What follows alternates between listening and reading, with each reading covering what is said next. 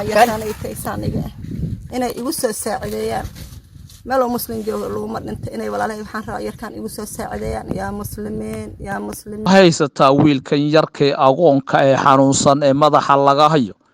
ma aha mid miyirkiisu dhan yahay iyaduna way ku tacbaansan tahay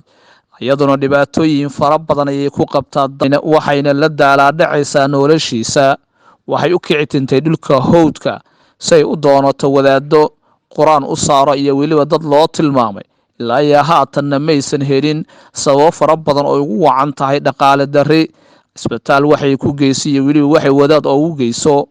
dhibaatada ka haysato hooyadan wiilkani waxay sheegtay inuu yahay wiil hooyadii iyo aabihiiba asagu hooyo iyo aababa asagu ay u tahay arxan la-aan halkani ku ah waxayna ka dalbanaysaa dadka muslimiinta inay u soo arxamaan barakaatu walaalahay muslimiinta meel ay joogaan baan salaamaya yarkaana iga xanuunsan waa agoon wuu iga xanuunsan yahay waxba uma haayi operation mar la geliyay walaalahay igu soo caawiyeen haddana waxaan rabaa inay walaalahay waxay soo taaran karaan ay soo taartaan ana waxba uma haayi waa kuwa iga xanuunsan yahay habeenna masaaxana dharaarna ma hergalna walaalahay muslimiinta waxaan rabaa meel ay joogaan inay igu soo saacideeyaan yarkaana igu soo saacideeyaan walaalahay meel ay joogaan inay wiilkaan igu soo saacideeyaan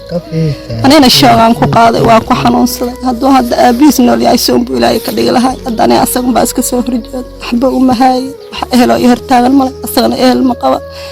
walaalahay muslimiinta waxaan rabaa meel ay joogaanba yarkaan igu soo caawiyaan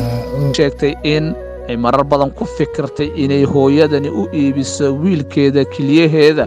balse ilaa iyo haatan sheeko oo keliya ay ku tahay aysanna garanayn meel keliyaha laga iibiyo oo ay tegi karto waa xanuunka ugu kulul in ilmahaaga aad ku fikirto in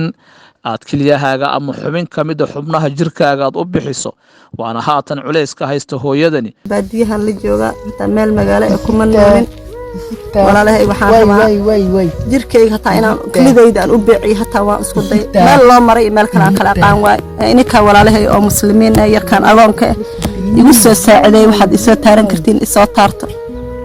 waxaan idinka codsanaynaa meel walbo aad joogtaan haddii aad aragtaan muuqaalkan inaad sii faafisaan aadna gaarsiisaan kuwa aad isleedihiin way u danqan karaan cid walbo muuqaalkani ka qayb qaadata faafintiisa waxay la mid tahay inuu wax ku sadaqaystay fadlan haddii muuqaalkan aad aragto waxaad isku daydaa in telefoonka shaashadda ku qoran aad ku soo caawiso hooyadan ku soo gargaarto ugu soo nasteexiso ugu soo ducayso